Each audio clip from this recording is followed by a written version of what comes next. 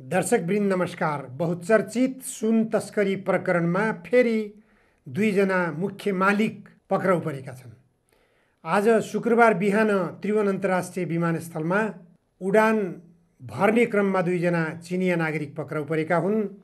चिनिया नागरिक ली जियालिन र लिउ फुयान पक्राउ परेका छन्। हिमालय एयरलाइन्सबाट उनीहरू चीनतर्फ उड्ने तयारीमा थिए। उड्ने तयारीमा रहेका उनीहरूलाई त्रिभुवन अन्तर्राष्ट्रिय विमानस्थलको अध्यागमन विभागले गृह मन्त्रालयलाई जानकारी गराएर उनीहरूलाई प्रहरीको जिम्मा लगाएको हो। सुन तस्करी प्रकरण पेचिलो बन्दै गइरहेको छ। नेपालको राजनीति पनि विवादित बनिरहेको छ। संसद अवरोध भइरहेको छ। प्रमुख प्रतिपक्षी दल नेकपा एमाले लगातार संसद अवरोध गरिरहेको छ। जबसम्म उच्चस्तरीय छानबिन आयोग गठन गरिँदैन तबसम्म संसद चल्दैन भन्ने अडानका साथ नेकपा एमाले संसद अवरोधमा लागिरहेको छ। तर सिआइबीले अनुसन्धान गर्ने क्रममा लगभग मुख्य सुनको मालिक को हो, सुन तस्करीको योजनाकार को हो, जो 100 किलो सुन पक्राउ गरिएको थियो त्रिभुवन अन्तर्राष्ट्रिय विमानस्थलभन्दा बाहिर, र त्यो सुन र त्यस अघि भएको जो निकासी पैठारी भइसकेको छ त्यो सुनको समेत जोडिएको व्यक्ति को हो भन्ने कुराको जिज्ञासा सर्वत्र भइरहेको बेलामा प्रहरीले मुख्य सुनको मालिक अथवा यो तस्करीको मुख्य योजनाकार फेला परेको जानकारी गराइएको छ। आज पक्राउ परेका ती दुई चिनिया नागरिकहरू मुख्य मध्येका पर्ने कुरा प्रहरीले जानकारी गराएको छ। सिआइबीले अनुसन्धान दायरामा सुन तस्करी प्रकरणलाई लिएपछि सिआइबीले पक्राउ गरेको यो पहिलो हो। यसअघि राजस्व अनुसन्धान विभागले 18 जनालाई पक्राउ गरिसकेको थियो र 18 जनालाई नै सिआइबीको जिम्मा लगाएको थियो। 18 जना मध्येमा दावा छिरिङ मुख्य मानिएका थिए। ती बाहेक मुख्य मानिएका यी दुईजना पक्राउ परेका छन्। यिनी दुईजना पनि कालो सूचीमा रहेका थिए। कालो सूचीमा रहेका यिनीहरूको विवरण त्रिभुवन अन्तर्राष्ट्रिय विमानस्थलमा सिआइबीले पठाएको थियो। सिआइबीले पठाएको कालो सूचीको आधारमा यी दुईजना व्यक्तिलाई अध्यागमन विभागले कब्जामा लिएर प्रहरीको जिम्मा लगाएको जनाइएको छ। यसले गर्दा स्पष्ट हुन्छ कि सरकार सुन तस्करी प्रकरणका अभियुक्तहरूलाई पक्राउ गर्न अझै पनि रोकिएको छैन। सुन राख्ने गोदाम फेला पर्यो, सुन गाल्ने कारखाना फेला परिसकेको छ र सुन तस्करी गर्ने मुख्य अभियुक्तहरू पनि फेला परिसकेका छन्। ती चिनिया नागरिकको रूपमा र भारतीय नागरिकको रूपमा चर्चामा आइसकेका छन्। यसरी दुई देशका नागरिकहरूले मात्र यो सुन तस्करी गरेका हुन् त प्रश्न गम्भीर रूपमा उठिरहेको छ। निश्चित रूपमा नेपालमा पनि कोही न कोही यो सुन तस्करीलाई संरक्षण गर्ने, सुन तस्करीलाई योजनाबद्ध बनाउने, सुन तस्करीमा लगानी गर्ने कोही न कोही व्यक्ति हुनुपर्छ भन्ने आशंका पनि नेपालभित्र गरिएको छ। प्रहरीले पनि यो आशंका गरिरहेको छ र राजस्व अनुसन्धान विभागले पनि यो आशंका गर्दै व्यापक छानबिन प्रयास गर्यो र अनुसन्धानको प्रक्रियामा कुनै पनि नेपाली नागरिकको संलग्नता फेला नपरेपछि उसले सिआइबीको जिम्मामा लगाएको थियो।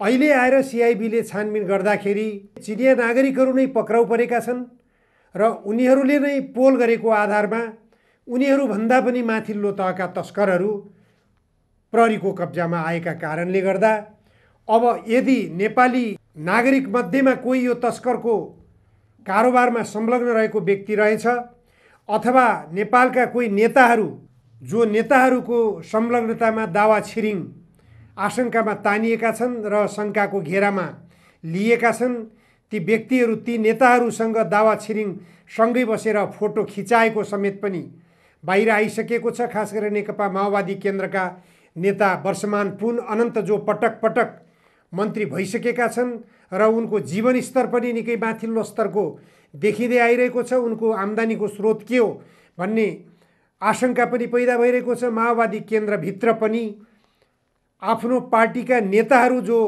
तस्करी धन्दामा चर्चामा आएका छन्, ती चर्चामा आएका नेताहरूको विषयमा पनि पार्टीले छानबिन गर्नुपर्छ भन्ने आवाज पनि पार्टीभित्र उठिरहेको छ। भने यता फेरि सत्ता बाहिरका राजनीतिक दलका नेताहरूले पनि माओवादी केन्द्रभित्रका तस्करीको सवालमा चर्चामा आएका र तस्करीमा आरोपित र प्रहरीको कब्जामा परिसकेका व्यक्तिसँग निकट सामिप्यता देखिएका नेताहरूलाई पनि छानबिनको दायरामा प्रहरीले लिनुपर्छ र उनीहरूको बयान गराउनुपर्छ भन्ने आवाज पनि उठिरहेको छ। उता ललिता निवास जग्गा प्रकरणमा पूर्व प्रधानमन्त्री द्वय माधव कुमार नेपाल र डाक्टर बाबुराम भट्टराईलाई सिआइबीले बयान गराउने तयारी गरिरहेको छ। उहाँहरू दुवैजनाले आफूबाट नीतिगत निर्णय भएको कुरा स्वीकार गरिसक्नु भएको छ। बाबुराम भट्टराईले यसअघि नै स्वीकार गरिसक्नु भएको हो। माधव कुमार नेपालले अहिले विदेश भ्रमणको क्रममा बाहिरबाटै सामाजिक सञ्जालमा आफ्ना भनाइहरू सार्वजनिक गर्नुभएको छ। उहाँहरू दोषी हो कि निर्दोष हो, कुनै पनि दोषी व्यक्तिले आफ्नो दोषलाई सहर्ष स्वीकार गर्दैन, आफू निर्दोष छु भनेर दाबी गरिरहन्छ। चोरले कहिले पनि आफू चोर हुँ भनेर स्वीकार गर्दैन, अथवा कुनै पनि अपराध कर्म गर्ने व्यक्तिले अपराध कर्म मैले गरेको हो, मैले जानी जानी यो अपराध गरेको हो भनेर भन्दैन। त्यसै गरी माधव कुमार नेपालले पनि भन्नुभएको छ, मैले राम्रो मनसायका साथ बालुवाटारलाई विस्तार गर्ने, मन्त्री निवासलाई विस्तार गर्ने सोचका साथ यसमा नीतिगत निर्णय गरेको हुँ।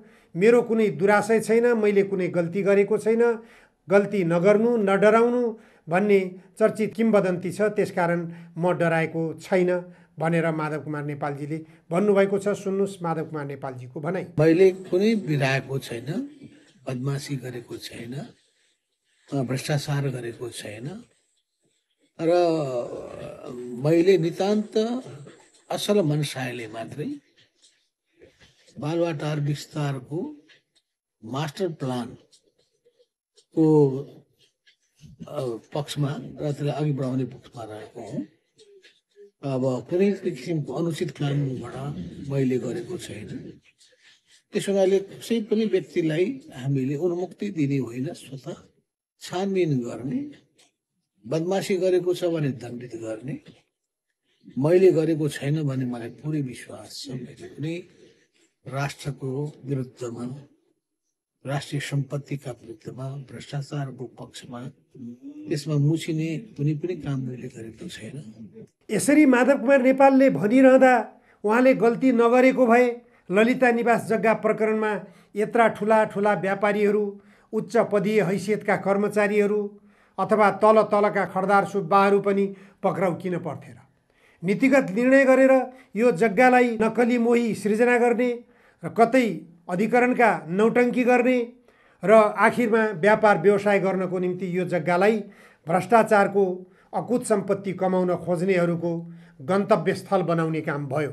यो कसले गर्यो त भनेपछि नीतिगत निर्णय गर्ने नेताहरूको कमजोरीको कारणले गर्दा भयो।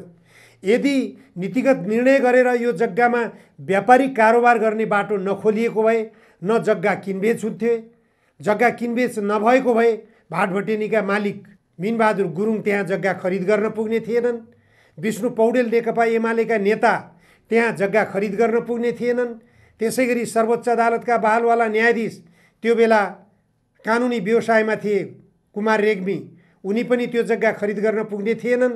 त्यसरी व्यापारिक कारोबार गर्ने बाटो कसले खोल्यो त भनेपछि ललिता निवास जग्गा प्रकरणमा नीतिगत निर्णय गर्ने पूर्व प्रधानमन्त्री द्वयले नै खोल्नु भएको भन्ने कुरा स्पष्ट छ। त्यसकारण अब सिआइबीले सर्वोच्च अदालतको आदेश अनुसार छानबिनको दायरामा दुवै पूर्व प्रधानमन्त्रीलाई तान्ने तयारी गरिसकेको छ। सम्भवतः केही दिनभित्रै यो बयान कस्तो हुन्छ, के आउँछ भन्ने कुरा पनि स्पष्ट होला। अहिलेसम्म प्रधानमन्त्रीको हैसियतमा रहेका पूर्व प्रधानमन्त्रीहरू कोही पनि कानुनी कठघरामा उभिएर जेल सजाय भोगेका अथवा प्रहरी हिरासतमा परेको इतिहास नेपालको राजनीतिमा सुनिएको छैन।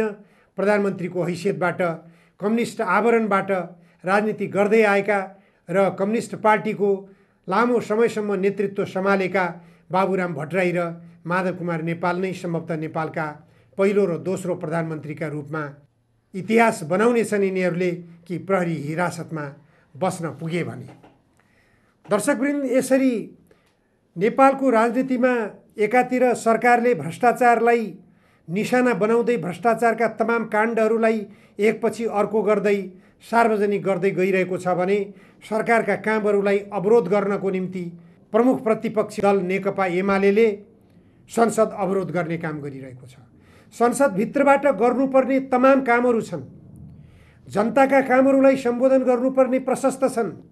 विभिन्न प्राकृतिक रोगका सवालहरू छन्, बेरोजगारीका सवालहरू छन्, शैक्षिक क्षेत्रमा भइरहेको लुटकाण्डलाई निशाना बनाउँदै सरकारले शिक्षा क्षेत्रमा सुधार ल्याउनको निम्ति ऐन तर्जुमा गरिरहेको छ, विधेयक तयार गरेर ल्याएको छ। विधेयकबारेमा छलफल गर्नुपर्ने छ। शिक्षा क्षेत्रका स्कुल कलेज सञ्चालक शैक्षिक माफियाहरूले हडताल गरेर आफ्नो अधिकारमाथि हस्तक्षेप हुन थाल्यो, आफ्नो लुटको साम्राज्यमाथि सरकारले हस्तक्षेप गर्न थाल्यो भनेर सरकारको विरुद्धमा अथवा सरकारले ल्याउन थालेको ऐनको विरुद्धमा आन्दोलन गर्ने घोषणा गरिरहेका छन्। विद्यालयहरू नै बन्द गर्ने घोषणा गरिरहेका छन्। यसरी विद्यालयहरू बन्द गर्दा विद्यार्थीहरूको पठन पाठन बन्द हुन जाने अवस्था सृजना हुन्छ। त्यसतर्फ सरकार सचेत बन्न जरुरी छ। प्रमुख प्रतिपक्षी दल पनि सचेत बन्न जरुरी छ। यसरी स्कुलहरू, विद्यालयहरू, कलेजहरू हडतालमा उत्रिए भने विद्यार्थीहरूको पठन पाठनको अवस्था के हुन्छ?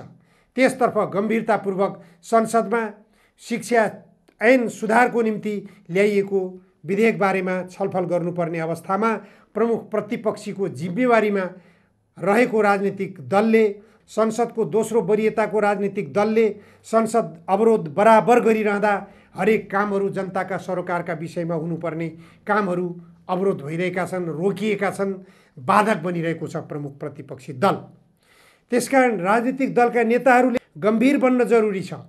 शिक्षा क्षेत्रको लुट खसोटको अन्त्य कसरी गर्ने, स्वास्थ्य क्षेत्रको लुट खसोटको अन्त्य कसरी गर्ने, देशभित्र रोजगारी सृजना कसरी गर्ने, कृषि क्षेत्रमा सुधार कसरी गर्ने, उद्योगहरू विस्तार कसरी गर्ने, यी विषयहरूमा संसदमा छलफल हुनुपर्ने होइन र? यदि 100 किलो सुन सरकारले बरामद नगरेको भए सुन राख्ने गोदाम फेला पर्थ्यो। यदि सरकारले त्यो सुन बरामद नगरेको भए सुन गाल्ने कारखाना फेला पर्थ्यो। यदि सरकारले त्यो सुन फेला नपारेको भए सुन तस्करीमा संलग्न भएका 18-20 जना व्यक्तिहरू पक्राउ पर्थे। सुन तस्करीको निम्ति स्थापना गरिएको रेड ट्रेडर्स नाम गरेको उद्योग फेला पर्थ्यो। त्यसकारण सरकारले तस्करीको सुन 100 केजी सुन पक्राउ गरेकै कारणले गर्दा सुन तस्करी भित्रका धेरै रहस्यमय पक्षहरू सार्वजनिक भएका छन्। त्यस मानेमा सरकार धन्यवादको पात्र छ। जुनसुकै निकायबाट भए पनि सरकारको निकायबाट तस्करीमा प्रयोग भइरहेको सुन पक्राउ परेको छ। सुन तस्करीको पक्राउ पर्ने मात्र होइन, तस्करीमा संलग्न भएका तल्लो तहदेखि माथिल्लो तहका व्यक्तिहरू पनि पक्राउ परेका छन्। यदि यी माथिल्लो तहका व्यक्तिहरूलाई कुनै राजनीतिक व्यक्तिको संरक्षण रहेछ भने ती राजनीतिक व्यक्तिहरूको आवरण पनि खुल्नेछ। चाहे नेकपा एमालेका राजनीतिक नेताहरू हुन्, चाहे माओवादी केन्द्रका राजनीतिक नेताहरू हुन्, चाहे नेपाली काङ्ग्रेसका राजनीतिक नेताहरू हुन्, चाहे अन्य कुनै राजनीतिक दलका नेताहरू हुन्, यदि कुनै पनि राजनीतिक आवरण रहेका राजनीतिक दलका नेताहरूको संरक्षण सुनका कारोबारीहरूलाई, सुन तस्करी गर्ने व्यापारीहरूलाई, चाहे चिनिया नागरिक हुन्, चाहे भारतीय नागरिक हुन्, चाहे नेपाली नागरिक हुन्, कसैलाई पनि यदि कुनै नेताको संरक्षण रहेछ भने अब पक्राउ परेका यी 2 जना चाइनिज तस्करहरूबाट पनि निश्चित रूपमा खुलासा हुनेछ। त्यसकारण संसद अवरोध गरिरहने कामबाट नेकपा एमाले हात झिक्न जरुरी छ। जनताको समस्यालाई सम्बोधन गर्ने, देशको समस्यालाई सम्बोधन गर्ने, दार्चुलामा भारतीय सैनिकको हेलिकप्टर उडिरहेको छ, त्यो विषयमा संसदमा छलफल गर्नुपर्ने हो कि होइन?